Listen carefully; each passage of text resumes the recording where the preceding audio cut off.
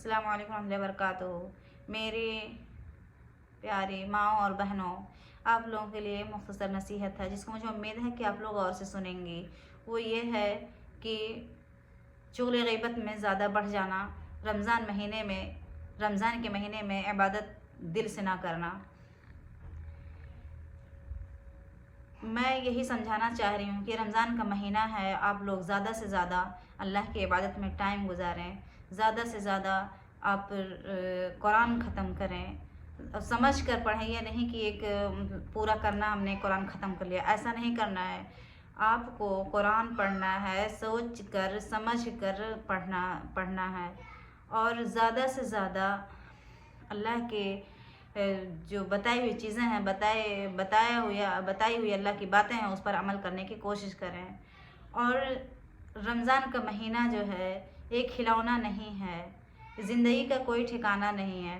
लोग बर्थडे मनाते हैं, सोचते हैं कि एक साल हम 30 साल गुजार लिए हैं और हमारे लिए अब बर्थडे मनाना ज़रूरी है। उनको ये नहीं पता कि हमारे एक साल की ज़िंदगी घट गई और बढ़ नहीं रही है, घट रही है और हमें ऐसे मिट्टी में मिल जाना है। तो हमें जब मौका मिला है तो हम फिर क्यों न रमज़ान के महीने में रोज़ा रखें, पाबंदी से नमाज़ पढ़ें, कुरान पढ़ें, कुरान की तिलावत करें और एक दूसरे को कोई मिले तो उसको अच्छी तरह से समझाएं कि अल्लाह के लिए, अल्लाह को राज़ी करने के लिए, अल्लाह को खुश करने के लिए हमको क्या क्या करना चाहिए। ये सब चीज़, जितनी चीज़ें आपको जिस चीज़ के बारे में जितना इल्म है उतना लोगों को, एक दूसरे को जब मिलें तो उनको समझाएं। ये नहीं कि दूसरे की तोड़ फोड़, घर तबाही बर्बादी करने में लग जाएं। ये दुनिया क्या है, मुख्तसर है, हमेशा की तो दुनिया है नहीं यहाँ। लेकिन आज के माहौल में देखा जाए, रमज़ान का महीना है, बाबरकत का महीना है, रोज़ा लोग रखते हैं लेकिन भूखे रहते हैं, नमाज नहीं पढ़ते हैं, रात भर बाहर, अपने घर के बच्चे बाहर खेलते हैं, बड़े बड़े जवान नौजवान लोग खेलते हैं, टाइम गुजारते हैं बाहर। तो ये क्या है, गुनाह नहीं है? गुनाह है। ये रमज़ान का महीना ये नहीं है कि हम उसमें खिलौना बनाएं, हम अपना कोटा पूरा कर रहे हैं। ऐसा काम ना करें बिल्कुल। अपने बच्चों को समझाएं और अच्छी से अपने बच्चों को नसीहत करें रमज़ान के बारे में। और जितना इल्म हो और भी बच्चे मिलें उनको भी समझाएं, और माएँ मिलें उनको भी समझाएं। और अपने घरों में खामोशी के साथ सोए ना रहें, बल्कि अपना जो इबादत है अपना करें। और गज़ा के लिए भी दुआ करें कि उन पे जुल्म इतना ढाया जा रहा है। हमारे घरों में इतनी खामोशी क्यों? ऐसी खामोशी क्यों हमारे घरों में? हम खामोश क्यों बैठे हैं? क्या है, हमारी महरूमी है? हमारे मुसलमान भाई आज खामोश होकर बैठे हैं। गज़ा पे इतना जुल्म हो रहा है, कोई बोलने के लिए तैयार नहीं है। आज गज़ा पे जुल्म हो रहा है, कल हम पर भी होगा, हम इसके लिए तैयार होके बैठे हैं। मुसलमान के ख़िलाफ़ क्यों है? मुसलमान को खाने के लिए तैयार क्यों है? मुसलमान की मदद करने से भागता क्यों है? मुसलमान से बात करने से कतराता क्यों है? मुसलमान को देख के जलता क्यों है? मुसलमान को आगे ले जाने में मुँह फेरता क्यों है? आखिर क्यों है? क्यों का सवाल क्यों नहीं ढूंढते हैं? सारे मुसलमान खामोश, पूरी दुनिया के मुसलमान देखिए खामोश होकर बैठे हैं। गज़ा पे इतना जुल्म हो रहा है, हमें इतनी तौफीक नहीं हो रही है कि हम अपने घर में नमाज़ पढ़ रहे हैं तो हम अगर लड़ाई नहीं ले पा रहे हैं तो अपने रब से उनके लिए गिड़गिड़ा के सजदे में दुआ तो करें। ये तो हमें करना ज़रूरी है ना, लेकिन हम नहीं करते हैं। बस हमें एक दूसरे की तबाही, घर में क्या है, उनके घर में क्या, उनके घर में क्या, ये हमें करने की मोहलत है, हमें और बाकी काम करने की मोहलत नहीं है। हम अच्छे से अच्छी इफ्तारियाँ बना के खा रहे हैं, अच्छी से अच्छी इफ्तारियाँ बना के शेयर कर रहे हैं। आज हमारे घर में ये बना है, हमारे घर में वो बना है। आप ज़रा 1 मिनट उनकी जगह पे अपने आप को रख के सोचें कि अगर हम उनकी जगह पे होते तो हम क्या करते। जिस घर में खून की होलियाँ खेली जा रही हैं, खून और बारूद की खुशबू आ रही है, आप उसको सोचें उन पर क्या गुजर रहा है। छोटे छोटे बच्चे मारे जा रहे हैं, हमल वाली औरतें मारी जा रही हैं, घरों को गिराया जा रहा है, नौजवान को मारा जा रहा है।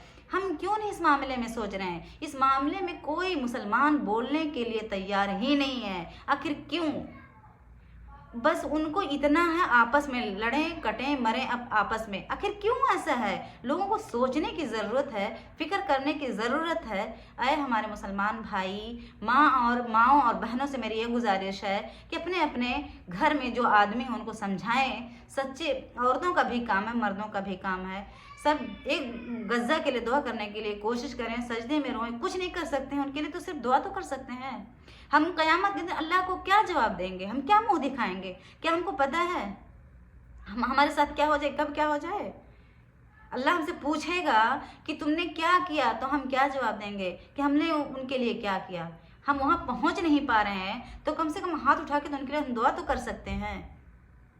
ऐसा क्यों खामोशी है? ये रमज़ान का महीना है, ज़्यादा से ज़्यादा कोशिश करें इबादत में और अपने चुगली गिबत से, दुनियादारी से परहेज़ करें और गज़ा वालों के लिए दुआ करें। अल्लाह ताला गज़ा वालों पर रहम फरमाए और इसराइलियों को, जुल्म करने वालों को अल्लाह ताला अपना अज़ाब नाजिल कर अल्लाह ताला उन लोगों से छुटकारा दिला दे। गज़ा वालों को अल्लाह उन पर रहम फरमा। अल्लाह हम सबको हिदायत दे कि हम मुसलमान एक साथ हो के जंग करने के लिए खड़े हो जाएं। हमारे हाथों में तलवारें, हमारे मुसलमान भाइयों के हाथ में तलवारें निकल जाएं, नेक रास्ते पर चल कर लड़ाई लेने के लिए। मुसलमान भाई दूसरे की मदद करने के लिए तैयार हो जाए। आमीन। अल्लाह ताला हम सब माँ और बहनों को हिदायत दे कि हम दुआओं के लिए हाथ उठा के खड़े रहें और बुराइयों से दूर रहें, एक दूसरे के घर की तबाही और बर्बादी में ना लगे रहें। रमज़ान का महीना है, अल्लाह हम सबको रोज़ा रखने की हिदायत दे और सहरी करने के लिए करें तो उसमें भी हम दुआ उनके लिए मांगते रहें। इफ्तारी करें तो हम उनके लिए दुआ गज़ा वालों के लिए मांगते रहें।